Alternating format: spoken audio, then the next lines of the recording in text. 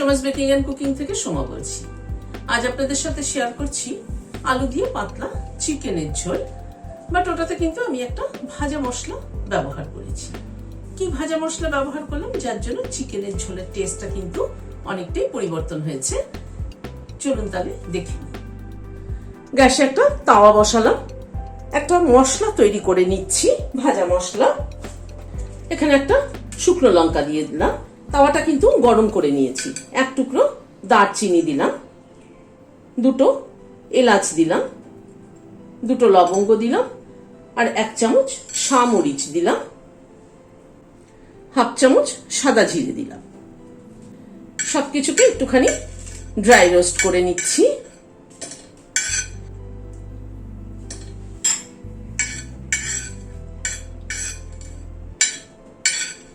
যে কোনো ভাজা মশলা করার সময় প্রথমে যে পাত্রে করা হচ্ছে সেটাকে ভালো করে গরম করে নিতে হয়।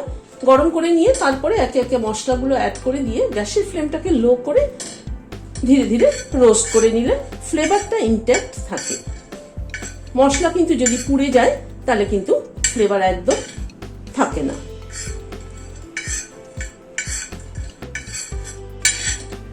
মশলাটাকে এই মিনিট 2 মতো আমি নাড়াচাড়া করে নিলাম। গ্যাসের ফ্লেমটাকে অফ করে দিচ্ছি, দিয়ে এটাকে গুঁড়ো করে নিচ্ছি। এখানে 800 গ্রাম মতো চিকেন নিয়েছি, 2 চামচ দই দেব, এরকম উঁচু উঁচু 2 চামচ দই দিলাম। এখানে রসুন আর কাঁচা লঙ্কা একসাথে পেস্ট করে নিয়েছি, 10-12 কোয়া রসুন আর 3টে কাঁচা লঙ্কা একসাথে পেস্ট করে নিয়েছি। সেটার অর্ধেকটা আমি ম্যারিনেশনে ব্যবহার করলাম, অর্ধেকটা রান্নার সময় ব্যবহার করব। 1/2 চামচ আদা বাটা দিয়ে দিলাম। মশলাটা যেটা গুঁড়ো করেছি সেটা থেকে 1/2 চামচ ম্যারিনেশনে, 1/2 চামচ না, 1 চামচ ম্যারিনেশনে দিয়ে দিলাম। 1/2 চামচ নুন দিলাম, অল্প একটু হলুদ দিয়ে দিলাম, সরষের তেল দিয়ে দিচ্ছি। সবকিছুকে একসাথে মেখে নিচ্ছি।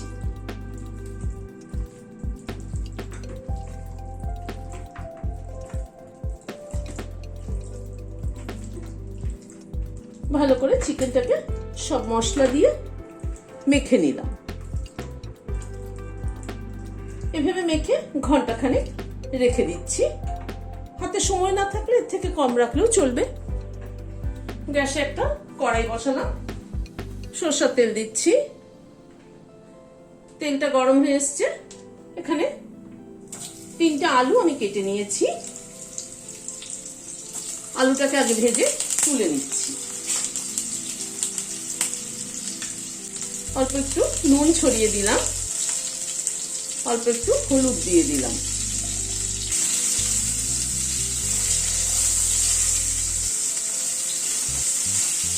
বাঙালির মাংসের ঝোলে আলু ছাড়া কিন্তু নর্মালি হয় না, মানে ভালোবাসে না আর কি। সুতরাং আলু দিয়ে মাংসের ঝোল খাওয়ার কিন্তু টেস্টই কিন্তু একটা আলাদা। যারা মাংস খুব একটা ভালোবাসেন না তারাও কিন্তু আলু আর ঝোল দিয়ে ভাত খেয়ে নেন। আলুগুলোকে লাল করে ভেজে নিই, ভেজে তুলে নিচ্ছি।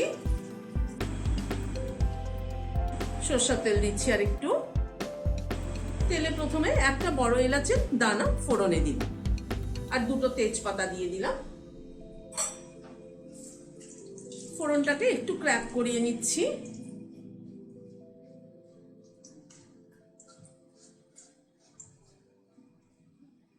এখানে একটা পেঁয়াজ কুচিয়ে নিয়েছি, সেটা দিয়ে দিলাম।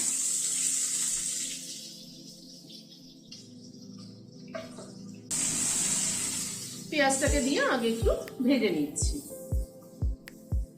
মাংসের ঝোলে খুব একটা বেশি পেঁয়াজ কিন্তু আমি একদম পছন্দ করি না, যার জন্য সবসময় কিন্তু খুব কম পেঁয়াজে রান্না করার চেষ্টা করি। এখানে দেখুন 800 গ্রাম মতো মাংস নিয়েছি, আমি কিন্তু একটা পেঁয়াজ ব্যবহার করলাম। পেঁয়াজটাকে একটু ভেজে নেওয়ার পরে এখানে রসুন আর কাঁচা লঙ্কা বাটা যেটুকু ছিল সেটা দিয়ে দিলাম। রসুন আর কাঁচা লঙ্কা বাটাটা দিয়ে একটু নাড়াচাড়া করছি।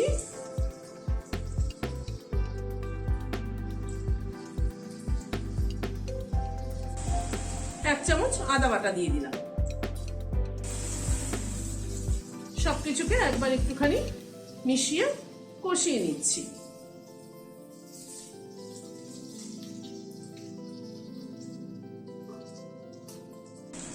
কাশ্মীরি লাল লঙ্কার গুঁড়ো দিলাম 1/2 চামচ। তেলের উপরে কাশ্মীরি লঙ্কার গুঁড়োটা দিলে কিন্তু রংটাই কিন্তু একদম দারুণ হয়।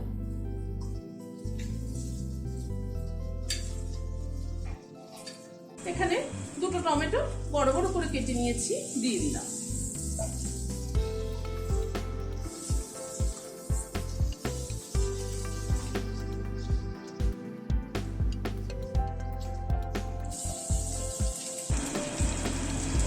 টমেটোটা দিয়ে একটু নাড়াচাড়া করার পরে চিকেনটাকে দিয়ে দিচ্ছি।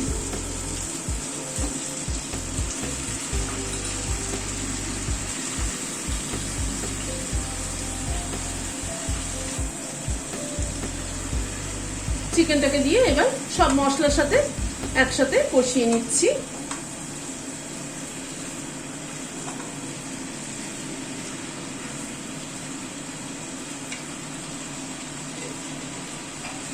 হলুদের পরিমাণটা মনে হচ্ছে আরেকটু লাগবে, আরেকটু হলুদ দিয়ে দিলাম।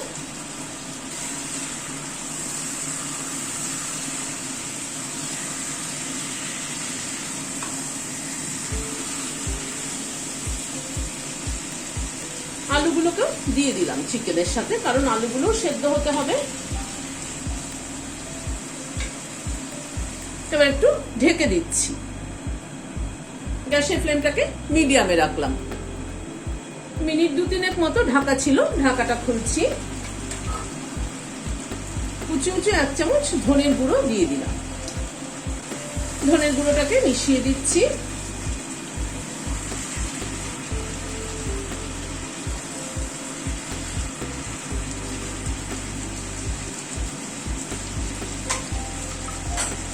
আবার একটু ঢেকে দিচ্ছি, কারণ চিকেন এইভাবে ঢেকে ঢেকে কম আঁচে রান্না করলে কিন্তু তার টেস্ট আলাদা হয়। প্রায় 8-10 মিনিট চিকেনটাকে ঢেকে ঢেকে কষালাম। মাঝে একবার আমি নেড়ে দিয়েছিলাম, ঢাকাটা সরালাম।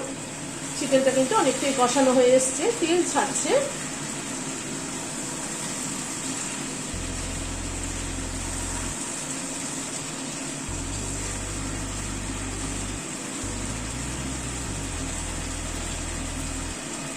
ঢাকনাটা খোলার পরে আরো মিনিট 2 মতো একটু নাড়াচাড়া করে নিলাম। এবার গরম জল দিয়ে দিচ্ছি।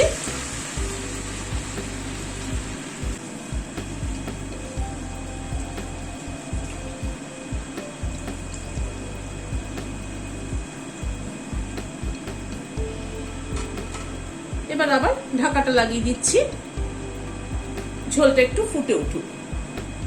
3-4 মিনিট মতো ফুটলো, ঢাকাটা খুলছি। আমি কিন্তু চিকেন ম্যারিনেশনের সময় 1/2 চামচ নুন দিয়েছিলাম, আর দেওয়া হয়নি। নুনটা কমই হবে, সেজন্য 1/2 চামচ নুন আরো অ্যাড করে দিলাম।